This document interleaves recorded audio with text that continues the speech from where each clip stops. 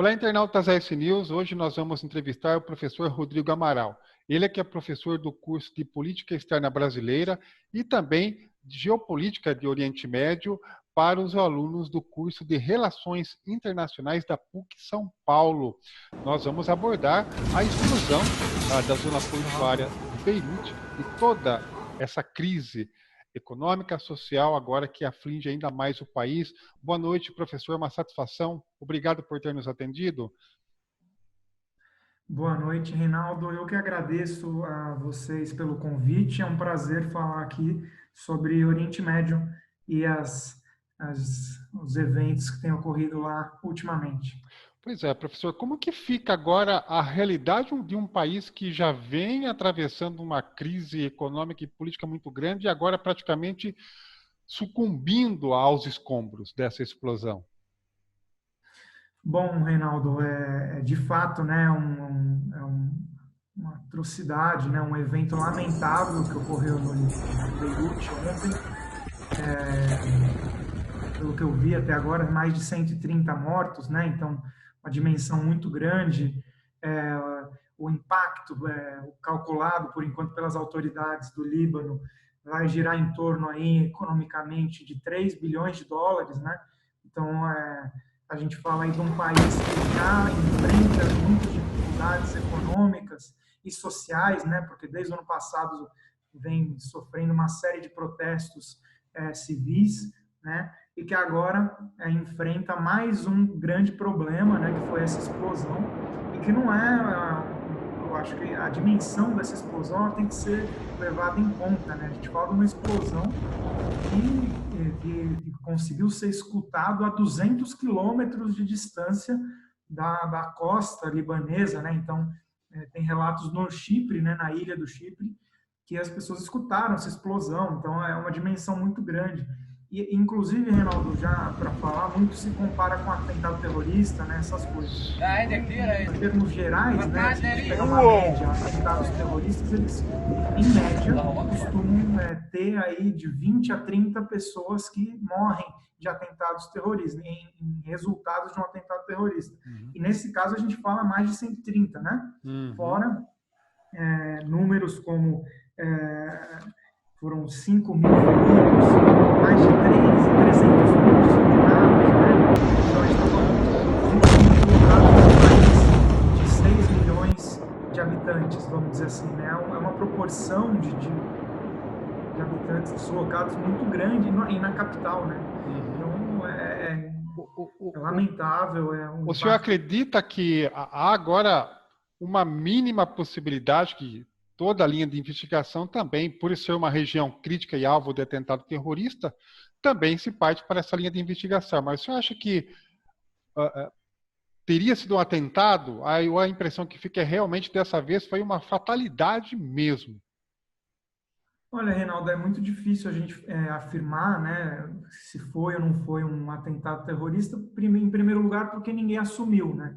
E, em geral, quando acontecem atentados terroristas, existem grupos que assumem e dão um propósito que é revelado, seja em vídeo, seja em áudio, em algum momento. Até agora, nada disso apareceu. Agora, existem hipóteses, né? E acho que a gente pode falar um pouco das hipóteses, né? Duas delas são bastante importantes de serem levadas em conta. Uma delas é o fato de que nessa semana vai sair o resultado do julgamento do assassinato do ex-primeiro-ministro, né, o Rafik Hariri, que foi assassinado lá em 2005, né, e aí 4 membros do grupo Hezbollah foram acusados desse assassinato, e ao que tudo indica, até sexta-feira vai sair esse resultado, né? E é um tema que, na época, gerou muito rebuliço, né? Noticiário internacional, a morte de um primeiro-ministro, né? A morte não, o assassinato de um primeiro-ministro, aí sim, um atentado terrorista de fato, né? Então, existem especulações de que poderia ter sido resultado aí dessa tensão que assolou o país nesses últimos dias. Mas é muito improvável, né? É muito improvável, até porque não faz muito sentido, né? E aí existe uma outra especulação, né? Que seria algo relacionado com Israel, né? Justamente porque a relação histórica de Israel com o Líbano não é das melhores, né? Desde a Guerra Civil Libanesa, né? Quando o conflito Israel-Palestino ele é exportado para dentro do Líbano, né? Existem inúmeros grupos de inimizade com Israel, um deles o próprio Hezbollah, e algumas especulações de cidadãos libaneses que escutaram barulhos de caça antes da explosão, mas tudo isso fica no âmbito da especulação. O que a gente sabe de fato é que foi uma explosão enorme, que tem como resultado o contato aí de acho, quase 3 toneladas, né, 2,7 toneladas de nitrato de amônio, que é um produto químico que pode ser usado desde para fogos de artifício até para uso agrícola, né? Tem uma enormidade de possibilidades. Agora, é muito estranho essa quantidade de produto concentrado no mesmo espaço, né? Isso é muito estranho. Aliás, a impressão que fica aqui, um país já em convulsão social, econômica, crise aprofundada, parece que uma falha grande de gestão, de administração daquele hangar lá, ou seja, um país que está quase se extinguindo, perdendo o controle político, parece que fica cada um por si, aí acontece uma fatalidade dessa, né? Exatamente, eu estava lendo sobre isso hoje, parece que esse depósito ali estava concentrado já há mais de 6 anos, então é muito estranho, né? É você pressupor que é falta de gestão mesmo. E é claro, a gente está falando de um país que tem sérios problemas de gestão política e também não é de hoje, né? Acho que isso é um elemento importante, né? O Líbano é um país que tem uma particularidade no seu sistema político, é muito diferente de quase todos os outros países, inclusive do próprio Oriente Médio, né? Porque o Líbano é uma república parlamentarista que tem como principal característica a divisão sectária, né? Então, os cargos políticos no Líbano, eles são divididos, e é claro, é uma divisão que ela é, vamos dizer assim, não formalizada, é quase como um acordo nacional, em que o presidente do Líbano, ele sempre vai ser um cristão maronita, o primeiro-ministro sempre vai ser um muçulmano sunita, e o líder do parlamento, né, sempre vai ser um muçulmano xiita. Então, é um país que tem várias particularidades no seu sistema político e que tem como principal elemento essa divisão sectária como um elemento estrutural da sua política, né? E isso chama a atenção da história do Líbano como um todo. Agora, professor, em termos de geopolítica, nós temos aí 300 mil desabrigados. Você acredita que a gente pode ter um fluxo migratório grande de libaneses para o Brasil nos próximos meses ou anos, por conta dessa crise humanitária, política e econômica? E aí também a gente vê essa transferência de tensão entre libaneses e israelenses para o nosso território brasileiro, e aí a gente começa a ter uma preocupação com o próprio terrorismo em si? É legal, Reinaldo, é uma boa pergunta que você faz, até porque o Brasil é um país que é notoriamente conhecido por ter muitos parentes, descendentes de libaneses, né? Um dado até importante, o Brasil ele tem algo em torno de 7 a 10 milhões de habitantes brasileiros que são ou parentescos, né, ou descendentes de libaneses, ou seja, é mais do que a própria população do Líbano, né, porque a população do Líbano é algo em torno de 6 milhões. Correto, sim. Então, tem mais aqui do que lá. Tem mais aqui do que lá. Então, a gente tem uma relação de proximidade mesmo, né? Inclusive, no Brasil, a gente tem uma elite comercial brasileira que vem do Líbano, né? Que em São Paulo é bastante conhecido. Né? Então, existe uma proximidade de fato. E aí, com relação a essa chegada, eu acho que pode ser que sim, mas eu imagino que esse deslocamento, né, sobretudo pensando em que esses deslocados são pessoas que habitavam a capital, né? Então, imagino aí que sejam pessoas de classe média, né, algo nesse sentido, muito provavelmente se desloquem para as próprias regiões ali do país, né? As cidades próximas, muito provavelmente para o norte do Líbano, que é uma região mais tranquila, a gente pode definir dessa forma. E agora, tem um outro elemento, Reinaldo, importante, você falou de geopolítica e de refugiado, que o Líbano, o próprio Líbano é um destino de refugiado, né? Isso é importante. Por exemplo, o recém-conflito da Síria, né, da Guerra Civil da Síria, foram para o Líbano, né, nesses últimos 5, 10 anos, quase 1 milhão de sírios para lá, né? Então, a gente está falando, olha que interessante, um país que tem quase 6 milhões de habitantes e quase 1 milhão, nessa história recente, que estão lá, são refugiados, né? Um sexto, né? Então, é um país que tem... E é um país que foi construído, né? E isso é importante, né? Existe um aspecto da história do Líbano que é fundamental, que é o Líbano, ele é um país, assim como todos os países ali do meio do Oriente Médio, foi criado no contexto do pós-Primeira Guerra Mundial pelas potências europeias, né? Pela França e pela Inglaterra. Então, são países que foram criados do zero, vamos dizer assim. Há uma divisão, né, que o Tratado de Sykes-Picot se dividiu os estados no Oriente Médio, e o Líbano, ele ficou conhecido por ser um espaço muito... seria a menina dos olhos, vamos dizer assim, da França. Por quê? Porque é um espaço muito pequeno, né? A gente fala de um país com quase 10 mil quilômetros quadrados, é metade do estado de Sergipe. É muito pequeno. Muito né? pequeno. Então, é um país muito pequeno em que os franceses concentraram essa minoria cristã que tinha no Oriente Médio ali, justamente para ser um espaço de salvaguarda dessa comunidade, vamos dizer assim. E aí, ao longo dos anos, a gente está falando de uma história de quase 100 anos, o Líbano foi sendo o espaço de receber outros árabes da região, inclusive os árabes muçulmanos sunitas e xiitas, né?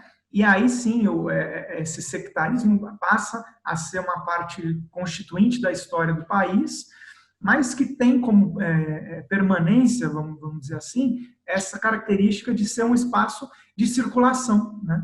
Então, inclusive, eu falei da guerra árabe-israelense, você mencionou agora perguntando sobre isso, no contexto da efervescência dessa guerra lá em 1967, muitos palestinos se deslocaram para o Líbano, né? Então, houve um fluxo alto de refugiados para lá. Então, é muito interessante que a história do Líbano, ela revela tanto a saída de libaneses, no caso para o Brasil, é um exemplo, né, que a gente citou aqui, mas também a entrada de outros árabes no país, né? Um país que circula muito a população.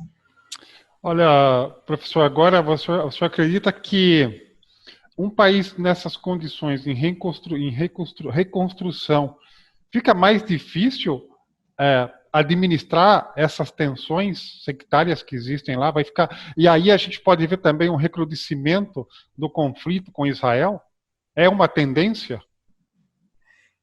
Eu acho que é fundamental pensar nisso, Reinaldo, porque eu acho que o elemento econômico, né, a variável econômica, ela é importantíssima para se pensar na estabilidade de um país em que tem como característica econômica principal ser um centro financeiro do Oriente Médio, né? O Líbano, ele como eu mencionei, ele é um espaço muito pequeno. Então, historicamente, ele se sustentava economicamente justamente por ser um espaço de inovação em bancos, centros financeiros do Oriente Médio, e que desde 2008, pelo menos, desde a crise de 2008, esse sistema que sustentava a economia do Líbano vem sofrendo de forma grave, assim, né, vamos dizer. E aí você soma aí vem essa fragilização da economia libanesa, somado a esse sectarismo característico, que é inclusive político e reconhecido pela população, né? Como se tem a divisão política formal do país, somado a um contexto histórico de conflito, é inevitável você pensar num país que a crise vai prevalecer por um bom tempo, né? Eu acho que, para além disso tudo, você tem também um outro movimento, que existe uma socióloga libanesa, que eu sigo os textos dela, ela é muito boa, chama Rima Majed, e ela fala desse movimento a partir da Primavera Árabe, né, do contexto ali de 2010, em que a população libanesa, né, sobretudo a população mais jovem e mais pobre, começa a se perceber não só a partir dessa divisão sectária, mas a partir da sua condição econômica. E isso é uma novidade no país, né? Então, o que eu quero dizer? Eu estou falando de um país em que 45% da população está abaixo da linha da pobreza, né? Está abaixo da linha da pobreza, e que se percebe enquanto vulnerável. E aí isso explica o porquê desses últimos meses, vamos dizer assim, desde eles chamam inclusive de Revolução de Outubro, né, lá de 2019, que é esse momento em que essa população majoritariamente pobre e jovem vai às ruas reclamar dessa situação, economia frágil, um sistema político que eles consideram ultrapassado e corrupto, né? E isso é reflexo de um país instável, inevitavelmente. É evidente que essa nova força, ao qual os governantes não estão acostumados, com manifestações democráticas nas ruas, é um novo problema a ser administrado pelas autoridades locais agora, principalmente depois desse período que essas tensões e essas manifestações deverão aumentar também, né? Sem dúvida nenhuma. E acho que para somar tudo isso, toda essa equação que a gente está colocando aqui, né, Reinaldo, tem o elemento coronavírus, né? Então, que a gente ainda não mencionou, mas que é importante, por quê? Porque o país ele também tem idas e vindas de lockdown, e isso afeta a economia, né? E isso afeta a vontade popular das pessoas, né? Afeta o humor, afeta tudo. Né?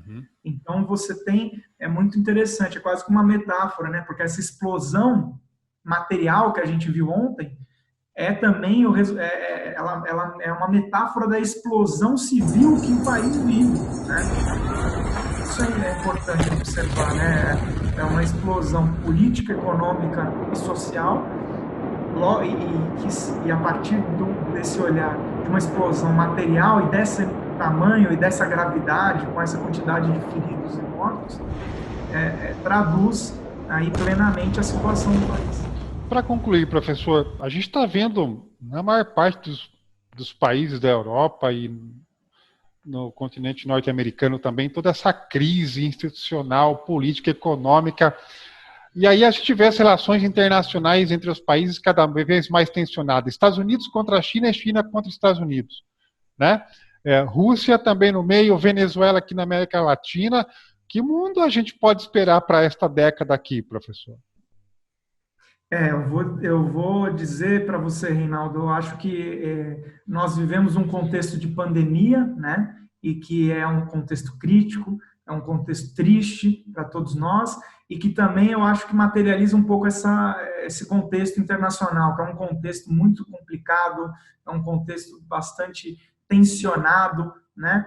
Também é um contexto de aparentes possibilidades de transformação, né? Você mencionou a China, né? Um país que cresceu muito nos últimos anos, que tem se colocado como uma alternativa, vamos botar entre aspas isso, e que isso incomoda a grande potência hegemônica internacional, que é os Estados Unidos, que tem uma gestão totalmente criticada, que é a gestão do Donald Trump, que é uma gestão muito difícil, né? Muito difícil de engolir para os norte-americanos, né? Então, revela um pouco, eu acho que essa tensão do equilíbrio de poder internacional revela um pouco esse sentimento de cada um desses locais. A gente fala, o próprio Brasil, né? Não tem como a gente fugir disso, tensão no nosso cenário político, no nosso cenário econômico, né? Então, isso se revela em vários espaços que é um contexto global, né, de crise. É um contexto global de crise e que é muito difícil enxergar uma alternativa a curto prazo que supere isso, né? E eu acho que esse é um desalento para todos nós agora. Ok, nós agradecemos a participação do professor Rodrigo Amaral, ele que é professor das disciplinas de política externa brasileira e também geopolítica do Oriente Médio, lá na PUC de São Paulo, traçando aí um panorama desse momento crítico aí vivido pelos libaneses após a explosão da zona portuária em Beirute. Muito obrigado pela sua participação, professor, e vamos torcer para que essa realidade se altere da melhor forma possível aí agora ao longo dos próximos meses, o que é lógico, é muito difícil, mas a condição humana que prevaleça, principalmente nessa crise humanitária, né? Exato, Reinaldo, você tem total razão e eu agradeço muito a oportunidade de falar aqui com vocês.